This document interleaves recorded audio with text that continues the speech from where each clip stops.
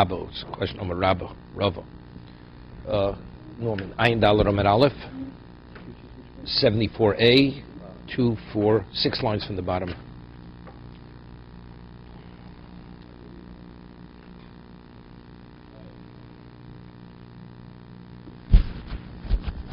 Amar Rabba, Haimulaisa, okay, Sharia. Let's say you take chopped meat, and the meat is the blood hasn't been extracted, and you put it into the cavity of an animal or a bird, and then you broil it, right? You broil it. So the question is now, do we say the blood will be drawn out? Are you permitted to eat this bird with this stuff, with this meat stuffing? Because maybe you'd say the blood was extracted from the ground meat, and the blood now goes into the chicken, it goes into the animal that it's encased in. Abai says to Rabbah, but it's absorbing the blood. As it absorbs it, it expels it, because when the fire draws the blood, it goes straight through. It goes through the outer part also. Name Sayele. We'll bring a proof to Rabbah that we say kabod kachpota. What is it? Nosin is krov is b'nei me'ov. The Toho, it says, according to one opinion, the Mishnah, that what do you do after you do the shechita on the Korban Pesach? When you broil it, you take its innards, after you clean it out, you put it back inside, and you broil it.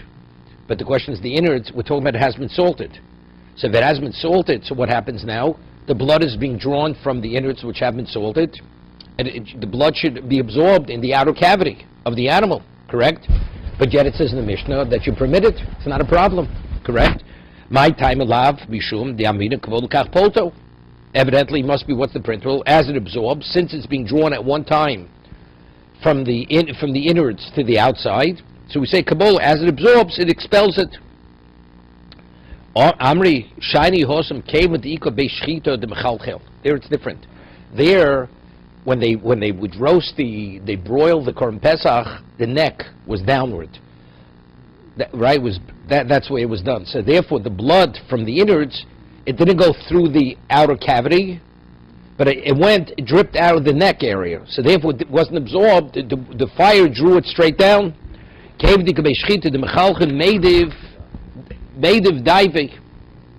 Rashi says, when it's suspended in the oven, hadam yotzi der chalal hatzaver shekorin purtzilo v'shoses derech beis. Okay. So the Gemara's name is Sayalei. Let's bring a proof to Rabbah that we say kabod kachpoto. It says the Mishnah says in Tosefta in it's Mishnah in Chulin halev koro, the heart is a muscle. So the blood doesn't come out easily. So what you should do is you tear it shesiver, you tear it horizontally and vertically. So you tear it open. So now when you broil it, well, the blood will be extracted from the heart. Okay, then you permit it to eat the heart. Halev koro motzi is domo. What about lo koro? What about he didn't tear it open? Koro la'ach bishulo. You tear it open after you broil it. Rashi says bishul he means broiling. Umuter. My time, what's the reason? La mishum namri kabod kapoto. As it was extracted, as it absorbed, it will be extracted with the fire. As the fire caused it to be absorbed into the muscle of the heart, it'll cause it to be extracted from the muscle of the heart. Remember, says no. Shiny lave the sheya is different. The lave, the heart, it's so smooth. It's like this. This is the basis why glass doesn't absorb, because the heart is so smooth. The blood never actually absorbed into the muscle of the heart. That's the reason why after you tear it open, but let's say meat that absorbs, maybe you want, once it absorbs, you can't extract it. So therefore the heart would not be a proof to this. So over here, Tosa says, if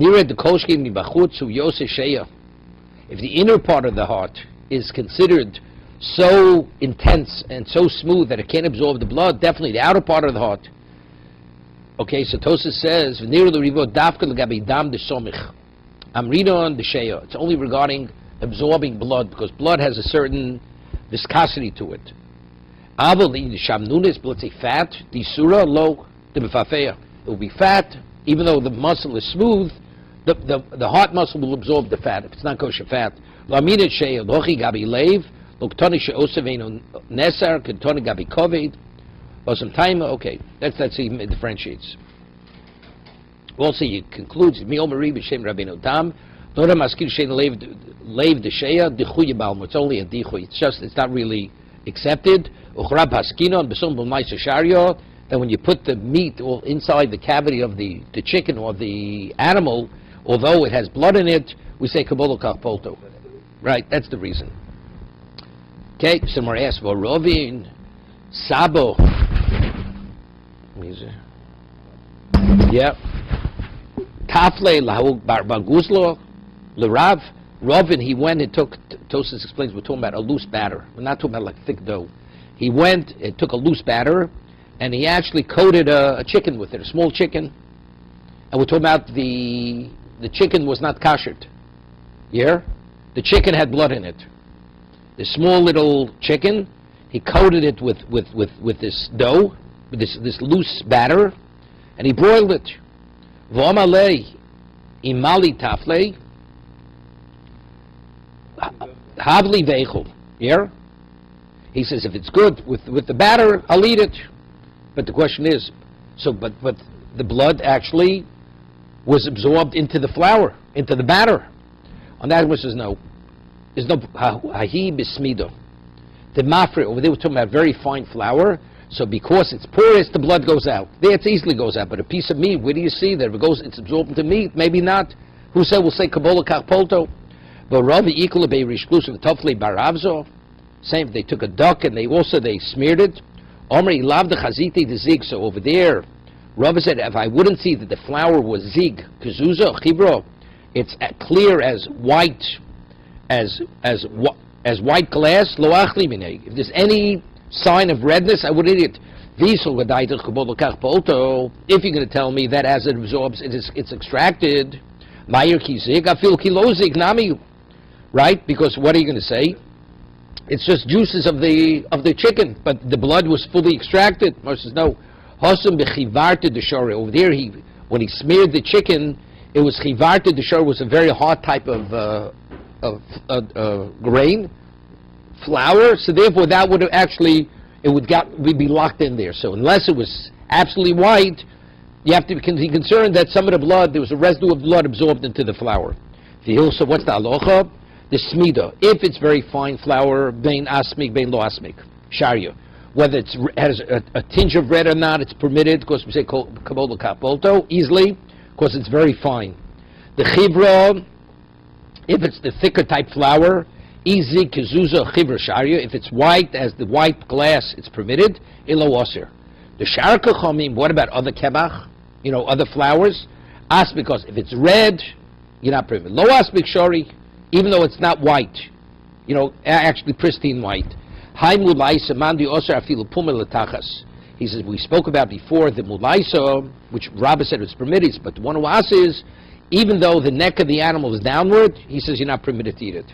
Because we say the blood is absorbed partially into the animal, into the burman. Even if the neck is upward, we say kabolo kachpolto, it's absorbed straight through the meat.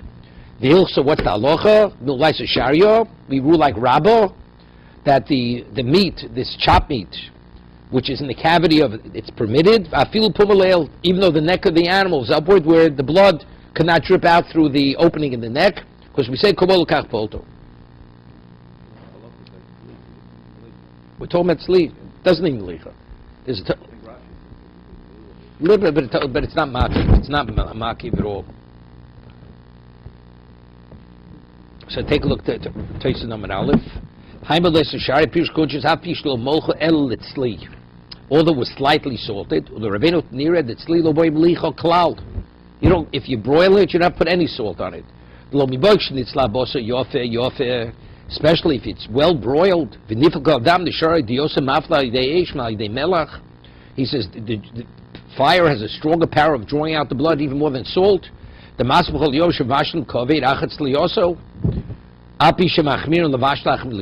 you salt liver, you're not permitted to cook it afterwards. But if you broil liver well, you could saute it, it's not a problem.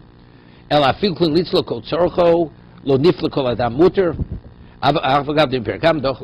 It's Tosis. Tosis, it's only a chumrah. That when we broil some, we just sprinkle some salt. Even if one doesn't have salt, let's say a person on a salt-free diet, you broil it, if you put no salt whatsoever, it's 100% permitted. Of course, we say the fire draws out all the blood, even more effectively than salt. Do these examples apply to the way we salt meat now, or no? No, we salt for cooking. So if the blood is not going to be extracted through salting, then you can't cook it. Because what the salt didn't draw out, put a small amount, the water is going to draw out. So the water is going to draw out the blood into the water, then reabsorb it into the meat. It's a problem, right? That's the reason why it has to be salted sufficiently. It has to sit for a while. Then you have to rinse it, all kinds of things. There's certain halachas. But if you broil something, it's not a problem. And it was broiled. No, they put it inside the cavity of a chicken. Stuffed chicken. And it was not salted. Not salted. Raw meat, ground up, put it in. So because it's broiled, Rabbah says that the fire will draw out the blood, and it'll even go through the chicken. It'll be drawn through the body of the chicken further. Okay. Umtza bay umizraki. Umtza is red meat, raw meat. Bay are the testicles of an animal. Mizraki are the veins the veins that are in the neck of an animal. Pliba ravacha ravina. B'chol ha'Torah. Whenever we find a machlokes ravina and ravacha throughout the Torah, ravacha l'chum ravina l'kula. And ravacha is machmir, and ravina is mekil, hilchak ravina l'kula. We always rule like ravina, although we're dealing in the doraisa. We rule like ravina, which is the more lenient opinion. Labar mihani tlas, except for these three cases: umtza, the case of the raw meat, the testicles, and the veins from the neck. Labar mihani tlas, the ravacha l'kula. Here, ravacha is always mekel, ravina l'chumra. The hilchak ravacha l'kula. We rule like ravacha, although we normally rule like ravina.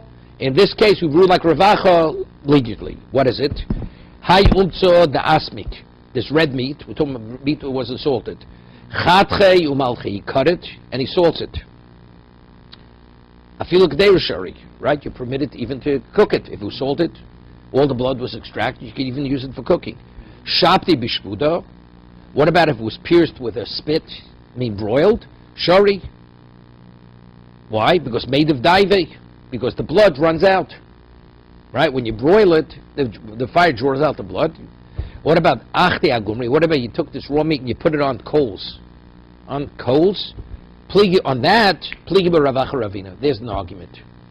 Chara oser, because now the question is like this: when you put meat, which is saturated with blood, on coals, it's not suspended above it. Maybe the coal is like searing the meat.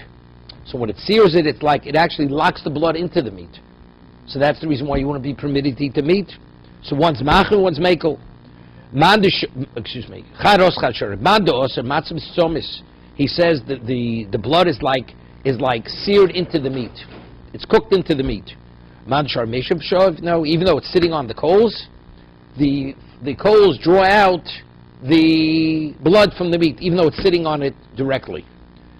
So how do we rule? Mishuv shoiv. We rule l'kula, that we say even though it's sitting on the coals, it draws out the blood. Same thing with the testicles. Chatchinu malchinu. If you cut them open, you salt them. Afilu k'deir sharion, you even permitted to take them and cook them. Talina b'shpuda, you put it with a spit over the fire. Sharion, why? Made of dayiv, because we say the blood flows out of it. What about achtina agurmi? What about if you put them directly on the coals? Pligba ravacha ravina charos chachori. Mandaos, and one says it's not permitted. Masas somis, it gets seared into the meat. Mandashori though says no, nishiv shoiv, even though it's sitting directly on the coal, it draws it out. Same thing is true with these veins. A vein is like rubbery. Does it have the ability to draw out the blood? Because the artery or the vein causes the blood, the salt doesn't draw out of it, or the fire. If you cut the vein and you put salt there, because it draws out the blood. Talya bishbuda. And the animal's neck is downwards, so since it's cut open over there, right? It also draws it out, it drips out. What about achte agurmi? What about if you put it on coals? Pliva ravacha ravina charos chachori. Mandi asar mitzvah somis, it gets seared in.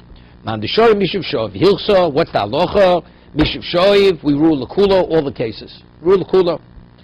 Hai Umtso de Asmik Chalyu. What about you took red meat and you actually, now the halacha, this interesting halacha. The halacha is by meat, let's say you want to eat a piece of raw meat that hasn't been kashed and you just swallow it whole.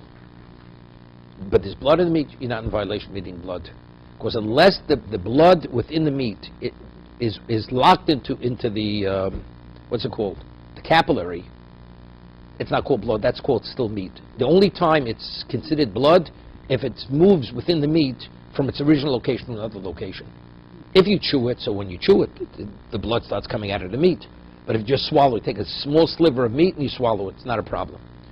But if you cut meat, let's say you cut meat and you don't rinse it off, of course, you're eating blood. Okay? So let's say you take this red meat and you put it into vinegar. So vinegar, it actually seals it. It seals the meat, that the blood remains in its original location.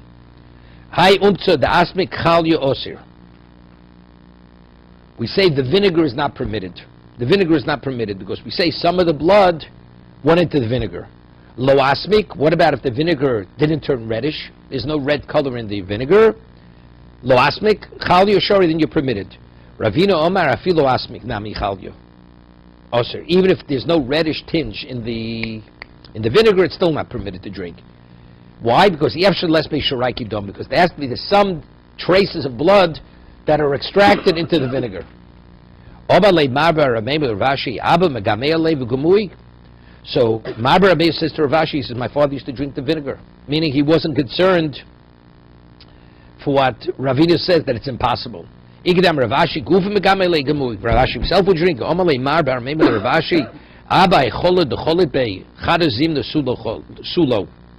Tony.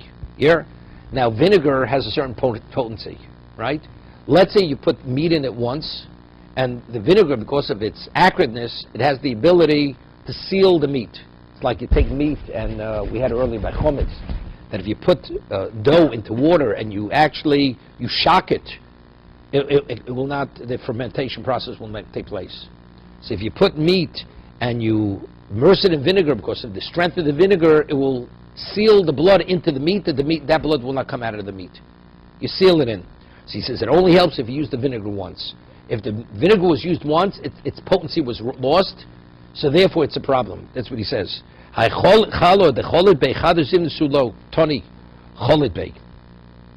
Lo toni cholei. Maishna mecholo. Misma dechalkidin. He says, but we find that even weak vinegar that you can use it for chalita. You're telling me over here, if you have strong vinegar, you use it once, you can't use it again. He says, but we find there's vinegar which is weak vinegar, you could use it, even though it's weak. So why is this vinegar, if it was used once, why is it weaker than the beginning? We start off as weak vinegar, it's not as potent. We say you could actually put the meat in there.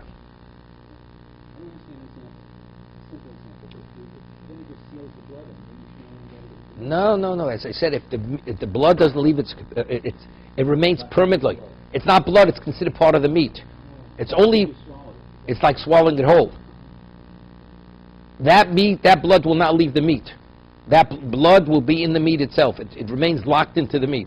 That's okay. No, now we're talking. Are you permitted to that?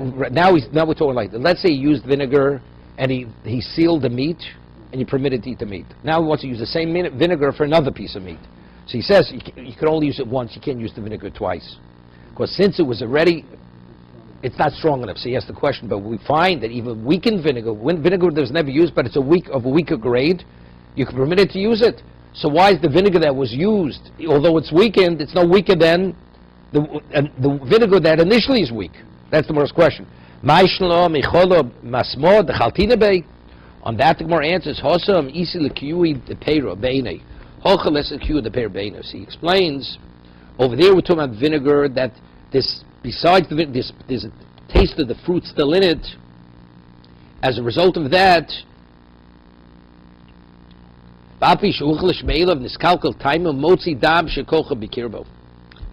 I'm not sure exactly. See, the way Rashi seems to be, it's not sealing the blood in the meat, it's actually extracting the blood. You understand? If it's extracting, it's a problem. See, Tosas learns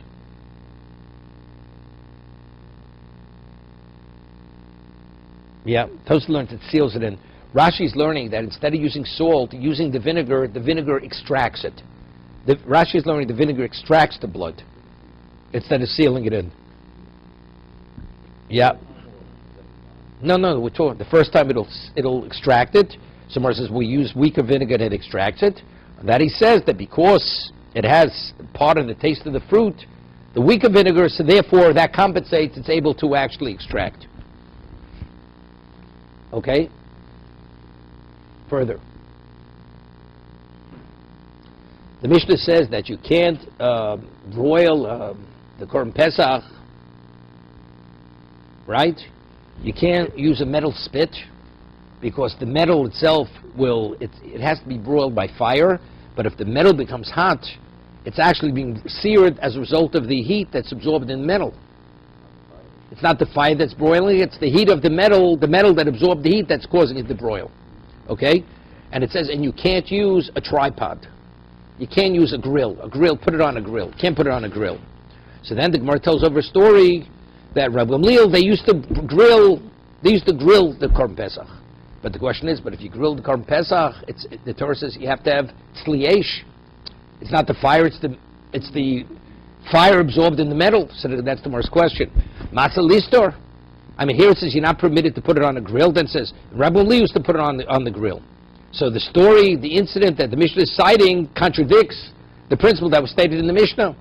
On that there's something that's been deleted from the Mishnah. This is the way you have to read the Mishnah. Meaning,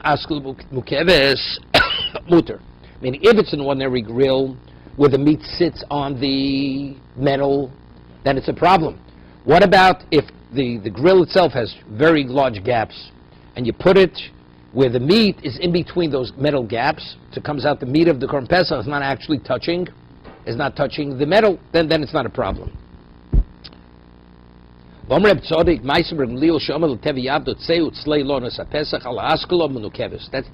it says. Rabbi Leil had said to Tevi, his slave, he was a Canaanite slave, go and broil for us the Pesach on Askelo Menukevis, a grill that has these large gaps in it. Rav China Baridi is the question of Ado Baravo. Listen, Tanu Shisiku Beklipi Orlo.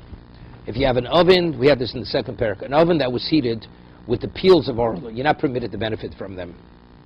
The gorfo, and afterwards you went and you cleaned out the coals, you cleaned out the klipi orlo, the peels of the orlo, v'avo boaz hapas, and then he baked bread in that oven. L'divrei osemau, according to the one who says that you're not permitted, meaning if the peels are there, you're not permitted to eat bread. Of course, we say yesh shvach eitzim bepas. We say that the effect of the wood is in the pas, is in the bread. Mao, what about if you cleaned out the coals? Omalei hapas muteris. You're permitted to eat the bread. Yeah. Rebbe says like this. If you have the peels of the orlo, fruit within the 3 years, so the peel is like the fruit. Says you're not permitted to benefit from the fruit, you're not permitted to benefit from the peel. What about you have the peel, when you burn a peel, what's baking the bread? It's the expended fuel. It's not the fuel that hasn't burnt yet, it's the fuel that's burnt. So maybe it should be permitted. Rebbe says, no, you're not permitted. That since the initial fuel is still there, and it's attached, the heat is coming directly from something you can't benefit from, you're not permitted to eat the bread. Because that's considered directly benefiting from orla. What about you clean out now the oven is absorbed with heat from the original fuel that you weren't permitted to benefit from. What would the bread be permitted? So this question was posed to Rada Brava. He says, muteris, the pas is muteris, you're permitted. Omar lei, so he said to him, Omar Rav Chino Sabo, Omar Rabbi Yasi, Omar Rabbi Yochanan, listen to this. Tana shesiku v'gorfo, an oven that was fueled, that was fired, and they cleaned out the coals, v'tzol b'sa Pesach, and they broiled the Pesach in this oven with the heat where there's no longer fire in the oven. The heat is there, but there's no fire. The halach is, ein zeh tzliesh. You're not permitting that Korban Pesach. Because Torah says you have to eat the Korban Pesach, tzliesh.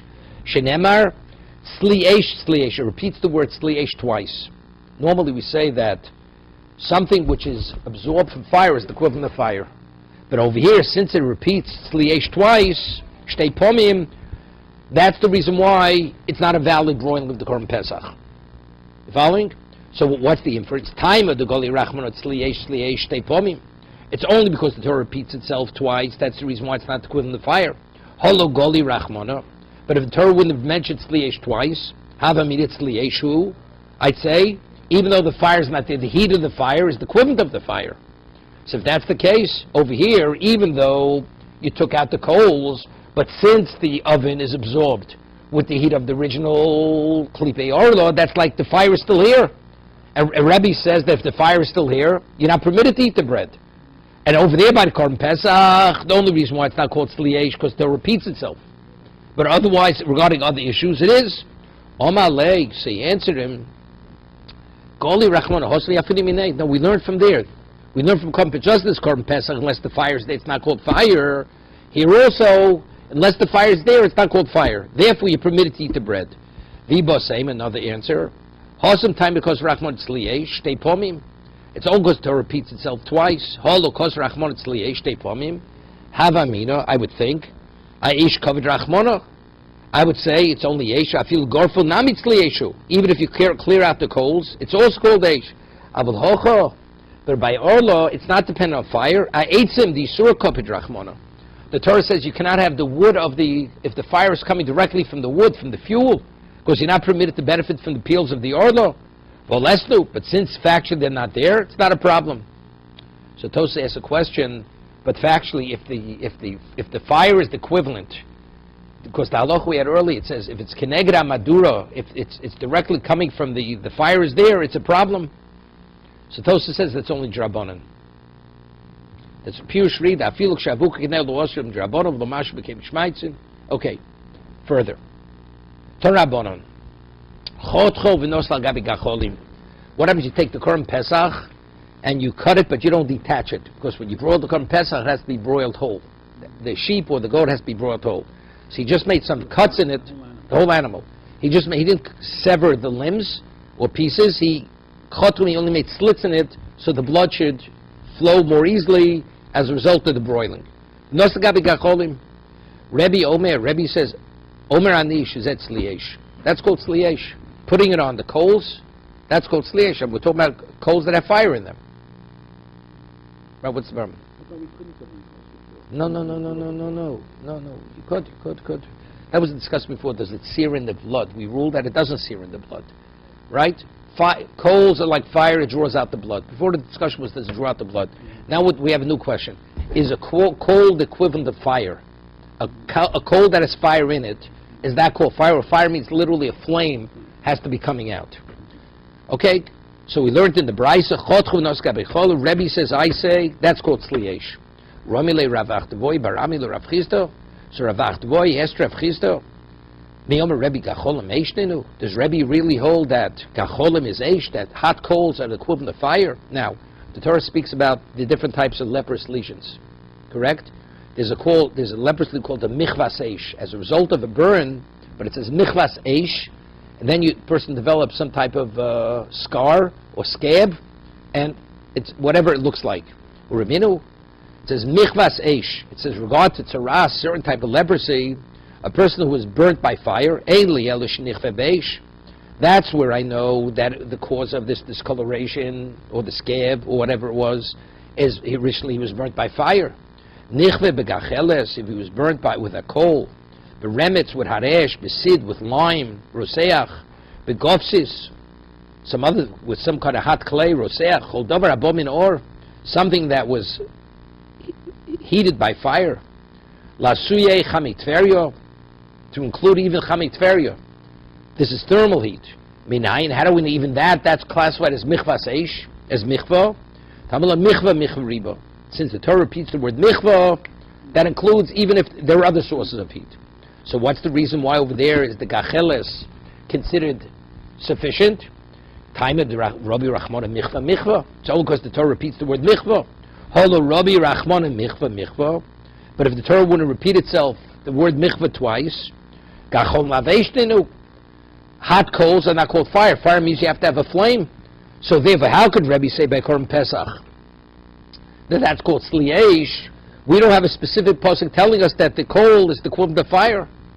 Omalei, so on that he answered him to reconcile the stira. Omalei gachele shaleitz lo itzukro, the Rebuye. That it says over there that we include a coal, that if you're burnt by a coal, we're not talking about a wooden coal. We're talking about it's a charcoal. So about it was a metal. Metal was heated, so we're talking about there's nothing burning there. It's just the fire is absorbed in the metal, red hot metal. Yeah, that's what it's speaking. So what Rebbe says over, if you take Korban Pesach, you put it on coals. We're talking about charcoal, that hot charcoal with all the flames in it. There's no flame above it. That's called Eish. Over there, regarding Tzaras, that Michva, it comes to tell me even Gachel Shel Mateches. Even the metal coal, if you get burnt, that's to create Michva. So Mar asks, the Gachol Shel Mateches Laveishu? Well, Gabi Baskoing, you mean to say that's metal which is heated to be red hot or molten? That's not called Eish? What's the halacha if a Baskoing commits adultery between the age of 12 and 12 and a half? And she was not Russo? It says she's put to death by burning. Burning means they melt hot lead and they pour it down her throat. That's Sreifa. So it says by Dichsiv Bo'eshti Soreif. So what do we see over there? Vomer Rav Masa, what does it mean she's burnt by fire? Psila Shel Aver Hayuosin Law, they would take a piece of lead and they would liquefy it and they would pour it down her throat. So you see over there it's a metal liquefied. That's called Eish. Shani Hosam Diksiv Domakro Be'esh Tisoreif. It could have said Be'esh. What's Tisoreif? Tisoreif the rabbis called Soreif Zabos Min Eish. Even though it's a derivative of fire, really that's not fire, it's a derivative fire. V'koshki Meitzatmo. So if a derivative fire is called Eish, definitely, what about the burner directly in the fire somewhere else? V'nakev lo chamiris forest, v'niklech. Why do you say you pour the molten lead down her throat? Right? Why don't we take bundles of twigs and burn her at the stake? On that, the Gemara says, Asya Sreifa Sreifa in the Aaron. I have Gzera Shova. It's a Sreifa by Baskoin. It's a Sreifa by the sons of Aaron. Ma'alahalon Sreifas Nesham V'guf Kayom. By Aaron, when they died, what happened? The bodies were intact. Then the shamas were burnt out of them. Afkan Sreifas Nesham V'guf Kayim. It's only that the person dies through the molten lead, but the body remains intact. So Mora says, "V'lamed lo chamior." Why don't you put her into boiling hot water, right? As we said earlier, that if a person from Michva gets burnt, on that Mora says, "Mishum de Rav Nachman, Rav Nachman, Amar Krov, v'haftu recho kamocho." It's like torturing the person to death. You know what it means to have a person die? You cook him in a hot pot of water. The body remains intact. The person just expires, but the suffering is beyond. Bror lo misu yofe, you have to choose a proper death that make it easy. So Rav Nachman. So if we're learning from that's the reason why we don't burn the body and we don't cook her into hot water, right? Rav Nachman, because this so what do we need the Gzera Shava? We learn from Bnei Aaron that the body remains intact. Amri, Lav Gzera Shava means Sreifas Nesham V'guf Kayim, Lav Sreifi. I'd say if the body remains intact, maybe the person's not being burnt, right? Wait, V'imishum Rav Nachman. Rav Nachman, you have a problem, the person suffers too much. Nefesh lo chavili zmoris tuva, just add a tremendous amount of fire. Ki heichel de Thomas beiglo. Yeah, the person would die very quickly. Kamash Malon, no, because it says Vaflo Rechel Kamocho. Ve'lebeish Lomali. So what do we need? Eish Lomali. If we have the Gzera Shava that the body remains intact, so what does that say? Eish. If we're saying even other means, on that the Gemara says Lafugi Evi Meikoro. What about if you have lead? You know, when you mine lead out of the ground, it's naturally hot. Did you get burnt with it from the ground itself? You can mine it, take it out of the ground, it's already molten. Later it hardens. How do we know that you're supposed to heat it by fire? The Eshti Soreif means it has to be liquefied through fire, the lead. But if it's naturally liquefied when you take it out of the ground, that's not sufficient. So we're learning from Beishti Soreif by the Bas Kohen. The rabbis called Soreif is abos machbaseish. Anything which which is a derivative of fire, because this is be'esh tisareif. So more says v'agapi parim nisrafim, regarding the parim nisrafim, the oxen that were burnt, the chsivu v'sarf also al eitzim be'esh. It says you burn it on wood in eish v'tanya be'esh lo besid. You burn it. It has to be fire. Cannot be sid roseach lo gov sid roseach. Not other things which are naturally hot.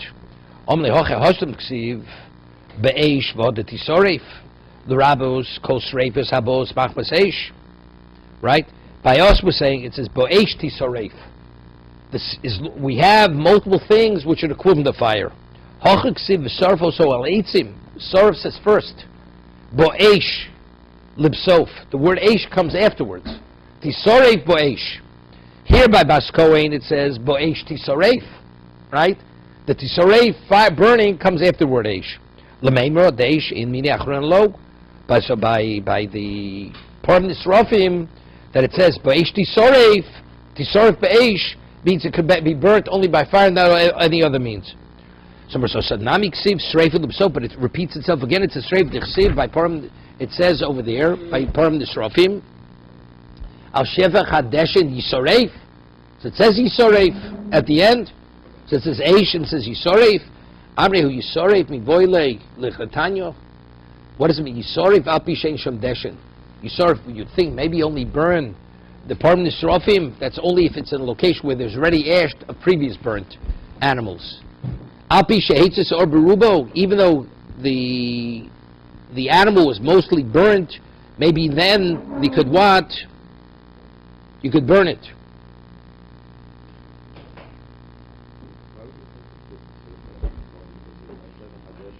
No, because it says Eish before. No, it says Yisoref. It says Yisoref b'Eish, so that's a miut, right? Only fire. Then later, regarding it, it says Al Shevet. So the word ultimately Yisoref follows the word Eish. We say whenever the word Yisoref follows Eish, it means Eish and other things which are equivalent of Eish. So why is burning part of the Srafim limited to fire?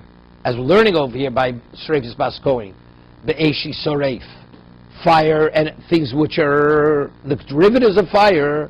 Why didn't I say the same thing part of the Srafim? Why does that be directly in fire? So and that he says because it says Eish Yisoref. It says Yisoref bo'Eish. It says, but ultimately it ends over there. It says Yisoref. Ravino ma kroch v'toni. He says you have to. If you want to Sreifis Bas Kohen. That means that would be marbi even something else because it follows the word Eish. Okay. Ravino Amar Kroch V'ton. Ravino says it has to be corrected. It wasn't stated correctly. What we said before by that you can't use Aver, right? Lo Tima, where is it? There you go. Ravino Amar Hod Pars Leo Michva. We asked the question: how could Rebbe say that you could use a gacheles? It says Michva. That tells me that if you burnt with a gacheles, on that he says kroch v'toni. Nichvas eish. Ein li elo shnichva beish ube gacheles. You have to read the way you quoted the Bryce before. It's been quoted incorrectly. It should be read nichvas eish ein li elo shnichva. Either he was burnt directly by the fire or the gacheles itself. Nichva beremetz besid berosech govs berosech ul dover abo machvas or le'sui chami or binayin. Talmud michva riba. So the question never even began. The brisa that he quoted from was quoted incorrectly. So therefore, you could broil the korban pesach directly on hot coals because the coals themselves are the equivalent of fire. Okay. Rava Rami Esestiro. Miyam Rebbe Gacholim Ikriyesh. How could Rebbe say that Gacholim broiling the korban pesach on coals? It's called Eish or Remini. Gachle yochod omamos. Maybe you think even if they're waning, they're not glowing. Tamalo eish, eish, eish yochol shalhevis. If eish maybe shalhevis would be enough, which Gemara will explain in a moment. Tamalo gachle. Hoketzad. Maybe min aloch. This is regarding Trumas Hadesh. This is regarding the Avodah Yom Kippur. Yom Kippur. The Kohen Gadol, he burns the incense in the Kodesh Kadoshim. It says he goes out and he takes gachle eish. He takes coals which are fiery coals. So it says you would think He could even take coals, even they're not fiery. But it says Eish. You may think it has to be fire, even though, and a coal's not sufficient. Talmud Lomar, Torah says Gachle Eish. Okay, tzad. Maybe not lochshos. He takes from the glowing coals. But actually, Hagufa Kasha. Amrit Gachle Yochel Omas. The word Gachle can even mean waning coals. Amal lochshos Yeshnenu. So it seems to be glowing coals. That would be classified as fire. If it have fire, I think it has to be the flame itself. Tam lo Gachle. Alma fil lochshos Laveshnenu. So from the conclusion is, glowing coals not called Eish. Gachle, the word Gachle maybe is Yochel bein Omos bein Lochshos, whether it's dormant coals or glowing coals. Talmud Loma Eish. Eish. Right? So Eish tells me no, only glowing coals and not dormant coals. More says Eish. Maybe Eish means Yochel Shalhevis. Right? Maybe even a flame by itself. Talmud Gachle. Okay, tzad. Maybe Mina Lochshos. He brings from only for the Torahs on Yom Kippur. He brings coals that are glowing coals. Kol moko, gacholim lo ikriyesh. He says called gacholim lo ikriyesh, but we see gacholim not called eish. So how could you call tzli eish by Korban Pesach? We see over here it's not. It's called gachle eish. Kashel Rebbe, Rabbi Tritzochi. So Rabbi says no, gachle yochel omos. You may think Gachle means where they're waning, they're dormant, V'lolach's not glowing. Talmud Loma Eish, Eish tells me no, glowing. Eish Yochel Rotza Shalheves, Yovi, Yochel Rotza Galechel. He has a choice. He could either bring the flame by itself or glowing coal by itself. They're both classified as Eish. Talmud Loma Gachle. Okay, tzad, maybe Min Alochshos. He can only bring from coals that are glowing. Omar Rabo, Rotza Gachelis, Yov, Rotza Shalheves, Yovi. Shalhevish below gachel seichem shkach. So how do you have a case where you have a flame without the coal? Right? How do you have a flame by itself without the coal? So he says, "Kigol the shafyu lamona mishcha." He took oil, he put it on a vessel, the earthenware vessel, he ignited it. So here we have the fuel is burning, but there's no coal. V'itli ben nura.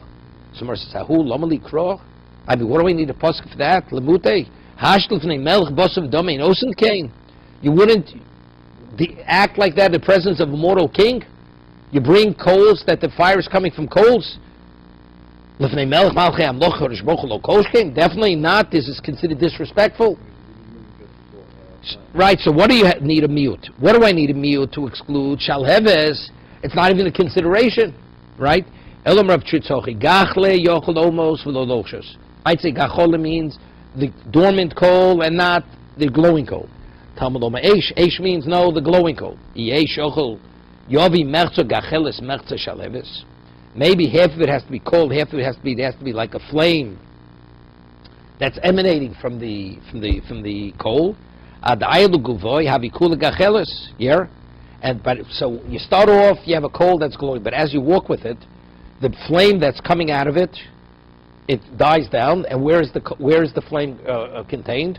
Within the gacheles. Talmud Loma v'lokach molei mamachto gachle yesh me'al mizbeach v'shas lekichon hevi gacholim. It already has to be. It's not enough that it's glowing, that the flame is then all of a sudden it catches on. Let's say I take a piece of wood, it just caught on, off the mizbeach, and I bring it into the Holy of Holies. So on the way out, there's a flame, but by the time I get to the Holy of Holies, the wood caught on fire.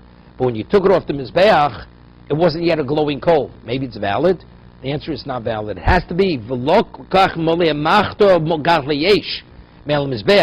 time you move from the mizbeach, it already has to be lochshos. It has to be a glowing coal.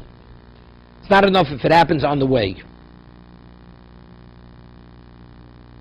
See Rashi.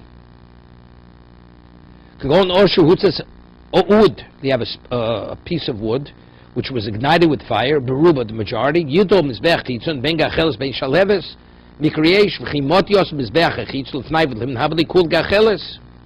And by the time you arrive in the Kodesh Kadoshim, it's all gachelis.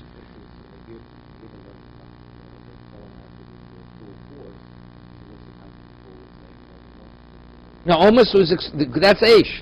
It's excluded. It's excluded. Almost is excluded because it's not called Eish. That's Eish. But what's the pshat? It has to be Gachle Eish. It has to be that the fire is contained within the gachelis. It can't be partially outside of the gachelis. Like, no, which means where the wood didn't catch on fully. The wood is still partially not coal. It's only on the way to the...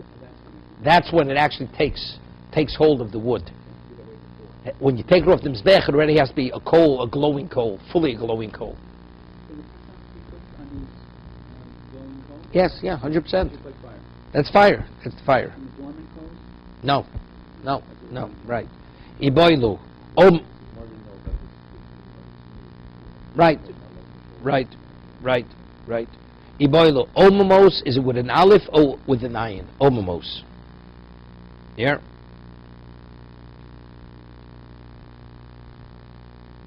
Omar Rabbi Yitzchak, Arozim lo omu began Elokim. The cedars did not overshadow him, began Elokim. So you see that overshadowing, meaning that not giving off light, is with an ayin. With an aleph, I'm not sure what an aleph means. He wondered, is it with an aleph or an ayin? So he's showing him the word for dormant is with an ayin and not with an aleph. In the meaning, it's the same meaning. Whether it's aleph, he just wants to know, is it spelled with an aleph or with an ayin? So from the pasuk you see, it's with an ayin. Okay?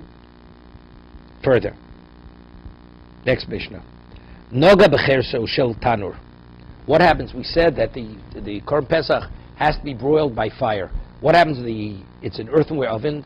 The wall of the oven is very hot. Now the meat touches the side of the oven, it gets seared. But we said earlier that's not valid because it has to be broiled by fire. There it's broiled by something that was heated by fire. So therefore that part of Korban Pesach you're not permitted to eat.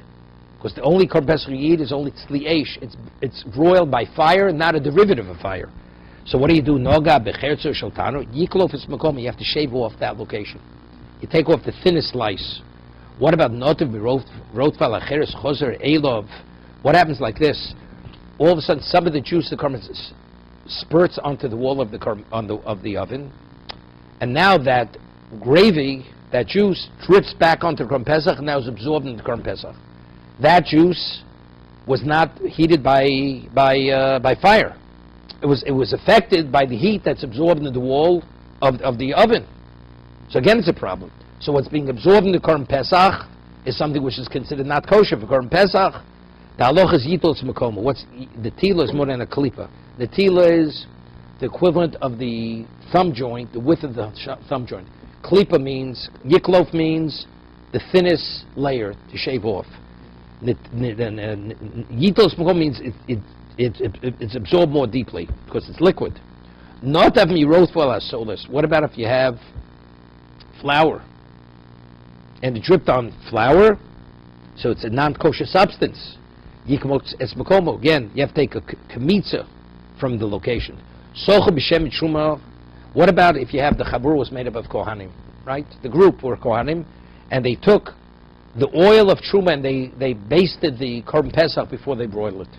They smeared the oil of truma onto the korban pesach. Im chabur is kohanim yochlu. If the group is made of kohanim, they could eat it. Why not? It's truma. Im shel Yisrael. What about if it's shel Yisrael? Im chayhu. If they didn't yet broil it, so if it's just, let's say you find milk falls on cold milk falls on cold meat. What do? You rinse it off, raw meat. But what over here says, if the Korban Pesach hadn't yet been broiled, it's just raw meat. Yadichenu, they just rinse it off. They rinse off the oil. Vim tzlihu. What about if it's tzli? What about it was broiled? It was broiled with the oil of truma. Yiklof as achitzo. They actually shave it off because we say it only absorbed as much as a knei klipa. You have to understand. We say no because that's all it absorbs. It's not cooked. You have to. We said by the rotev when the gravy drips, you have to take knei netila. And now when we're saying when you smear it with the shemen of truma, it's enough to take off the knei klipa. It's thinner. No. So that's where you have to shave it. It absorbed. No, it doesn't go all the way in. But tzli is only knei klipa. Except we have a little bit of a stira. Because it said before by the rotev, not of me rotev ala korban, right? What's that? It first went on the cheres, then dripped on the korban. Says, yeah, needed kedei netilo. Take a look at Tosas over here. Tosas speaks. Second Tosas on the page.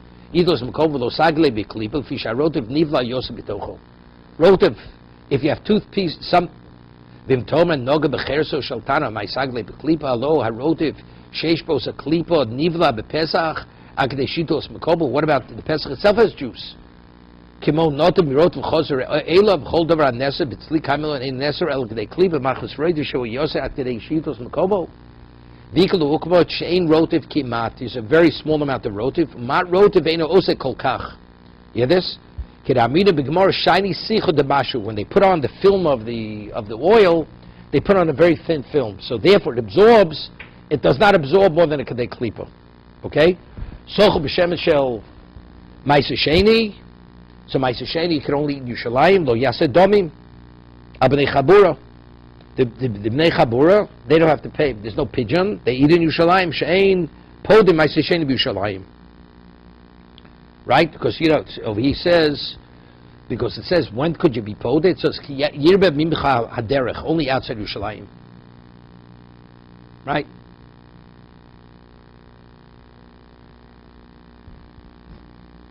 V'afil ochlo sham b'kedusha, d'chiyar b'mimcha haderech, l'nsad b'kesef ksiv.